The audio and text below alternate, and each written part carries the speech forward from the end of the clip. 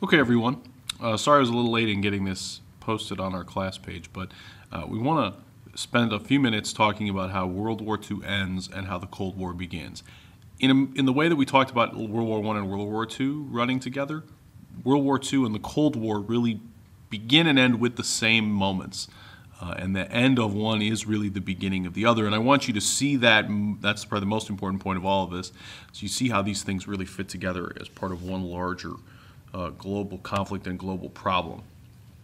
A couple of quick things about the aftermath of the war in Europe. Germany will surrender in April or May of 1945, and at that point, there's a lot of rebuilding that needs to take place. And not just rebuilding, but also there's a lot of punishment that needs to be given out to deal with the crimes that were associated with the Holocaust. And a system of international trials was created that are called the Nuremberg trials, very famous, in which Nazi officials, in the picture there is a picture of many Nazi officials, were punished. Some executed, some put in prison for the crimes that they committed. It was a tricky thing because many Germans were involved in some way in the Nazi Party, but there was a question as to how many of these people could you really punish? Was every person who was a member of the Nazi Party guilty of a crime? Should they all have been put in jail or executed? Might not have been possible to do that in a country like Germany that was so devastated from the war. So the decision was made just to punish the officials, the higher-ups who had been involved in planning and carrying out the Holocaust. And that's what the Nuremberg trials actually did. And they were very successful, and they became the model for international trials in the future, including ones that we have today.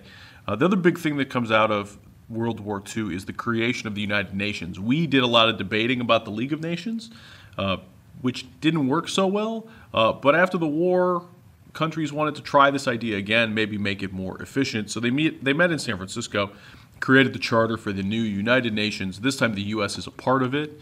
The United Nations will move its headquarters to New York City, and that today United Nations isn't perfect, but it works well at dealing with international problems, some international problems, and it stems from the post-World War II time period. The planning for what to do in Europe when the war ended actually began before the war ended. We knew that Germany was going to lose, but it was just a question of when. So the big three, the leaders of the three big Allied countries, Joseph Stalin, he's pictured here on the far right. Winston Churchill, he's on the left in this picture. He's the Prime Minister of Great Britain. And Franklin Roosevelt, in the middle, President of the United States. They meet at Yalta, and they start to make some decisions about how are we going to rebuild Europe? Who's going to be in charge of what country? What kind of things can we agree on? They couldn't agree on much, frankly. The cooperation about how to defeat Germany was the one thing that they agreed on. That covered up the major differences between these three guys. Major differences about what type of economy, communist or capitalist, would take place, about how we would transition these occupied countries back to democracies, about what we should do with Germany. Should we make it weak, like we did after the Treaty of Versailles? What was the plan? They couldn't agree on any of that. And this is sort of a foreshadowing of what is to come. When Germany is defeated, these three allies will begin to fracture and break up over their problems. Okay. At the end of the Yalta Conference, they agreed to meet again in Potsdam, which is in Germany, when the war ended in 1945. But in between February and May of 1945, Franklin Roosevelt will die. And he'll be replaced by his vice president, Harry Truman, pictured here on the left. And Winston Churchill will actually lose an election, and he won't be at the Potsdam Conference either. The only one who's there, who had been at the previous conference, is Stalin. And that gives Stalin quite the upper hand when it comes to negotiating what to do at this conference. At the conference, they decided to divide Germany into different occupied zones. So you can see this map, which has in purple the British zone, in sort of a yellowy green color the American zone. The French zone is in powder blue, and the red zone was occupied by the Soviet Union. They couldn't agree on how to run the country, so they said, look, each of us take a section, and then in that section we make the rules. And obviously, the Americans, the British, and the French pretty much agreed on how they were going to run their part of Germany. It was the other parts of Germany that were decided by the Soviets, and there was really no agreement between how those different parts of the country would be run. The other thing that is very peculiar, and you can see it in the inside of this map, the city of Berlin was the capital city of Germany, but the city of Berlin is in the eastern half of Germany.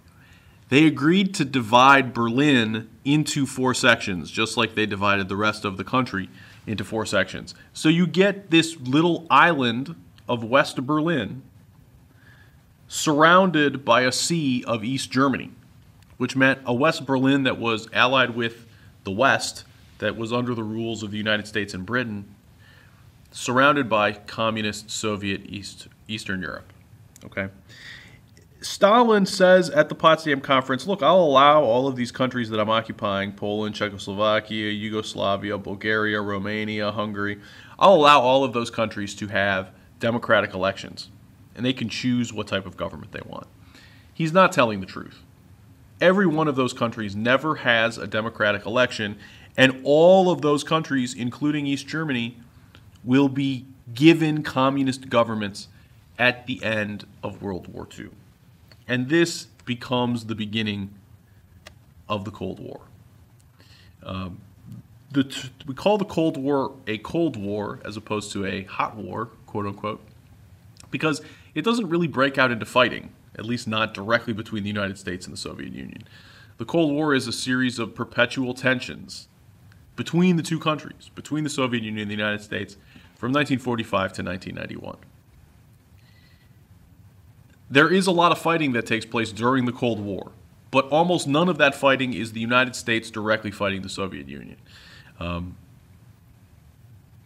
America's policy during the Cold War is a policy of containment. We realize that we can't eliminate communism. We realize that it's not logical to make the Soviet Union disappear. But our goal was to stop communism from spreading. And that is very, very, very important, because literally everything that we will talk about during the Cold War will stem from this idea of containment, of wanting to stop the spread of communism. We don't want communism to spread into Eastern Europe, or into China, or into Southeast Asia, or into Korea, all of the places where we'll actually be fighting to stop communism from spreading.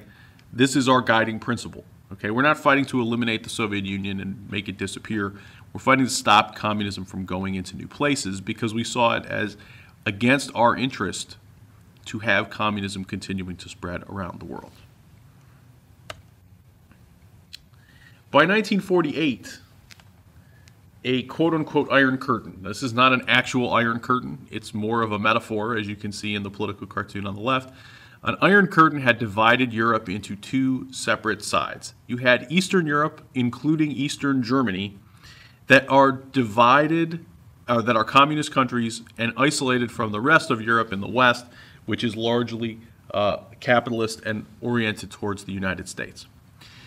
Germany, because the British, the French, the British, and the United States and the Soviet Union could never agree on what to do with it, is divided into 2 separate countries. West Germany, which is what became of the U.S., French, and British zones, and the Soviet East Germany, which is what became of the Soviet-occupied zone. And really, there is very little communication, very little trade, very little transportation between these 2 different parts of Europe, because this Cold War has descended and the 2 parts are completely divided. Countries then will choose sides, right? It's in their strategic interest to ally themselves with the United States or with the Soviet Union in order to defend themselves, because they're afraid that wars could break out between these 2 countries. So most of the Western European countries, including everything that you see in green, a lot of the countries that are in yellow actually also joined NATO later on. But those countries are all part of NATO, which is an acronym for the North Atlantic Treaty Organization. Those countries work together, and include the United States, to defend each other if they are ever attacked by a communist country. That's the purpose. It's a defensive alliance. So you can see how West Germany, Britain, France, Italy, all of the United States and many other countries in Western Europe are allies in NATO. The Soviet Union creates a very similar organization that they call the Warsaw Pact of communist countries who defend each other, protect each other, if they were ever attacked by the United States or one of the members of NATO. So you can see how East Germany, Poland, Czechoslovakia, Hungary, Romania, Bulgaria, and Albania are all allied together in the Warsaw Pact to defend each other in the event of an attack by the West or the United States. There was fear in the United States that some of the countries in Western Europe would actually want to go to communism. Communism, as we'll talk about in class, it can be a very appealing ideology, especially for people that are poor, because it promises that everyone will end up with the same amount of income and the same amount of work. The United States, in order to prevent communism from spreading into Western Europe, especially France, West Germany, and Italy, created something called the Marshall Plan, which literally gave billions of dollars to Europe to help it rebuild after the war. By helping to aid these countries in their rebuilding, these countries would be able to trade with the United States, which would mean they wouldn't become communist. And although this was very expensive, it was an important move for the United States because it helped to stop the spread of communism. Remember, containment is the ultimate goal here. And if we want to stop the spread of communism, then paying to rebuild the countries that could potentially become communist is an important step because it would stop the spread of communism. Finally, I just want to point out a couple of key flashpoints that take place early on in the Cold War. As we talked about in class, the United States will drop atomic bombs on Japan to end the war in Asia. This caused a lot of tension because the Soviet Union did not, in 1945, have the technology to build atomic weapons, so they see that as a threat to them.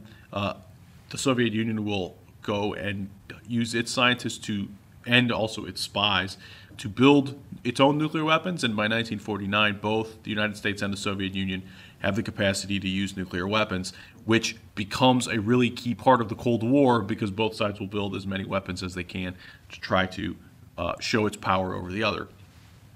Remember the poor city of West Berlin, completely surrounded by East Germany. The roads to West Berlin are cut off in 1948 and again in the 1960s, and America made the decision to fly supplies in, flying over communist territory. If an American plane had been shot down flying supplies to West Berlin, that could have started a real war, a hot war between the Soviet Union and the United States. So this becomes a major point of conflict. The other big thing that happens in 1949 is that communism spreads to China, and China will become the People's Republic of China under the leadership of Mao Zedong. And this is a key moment because China has 1 billion people.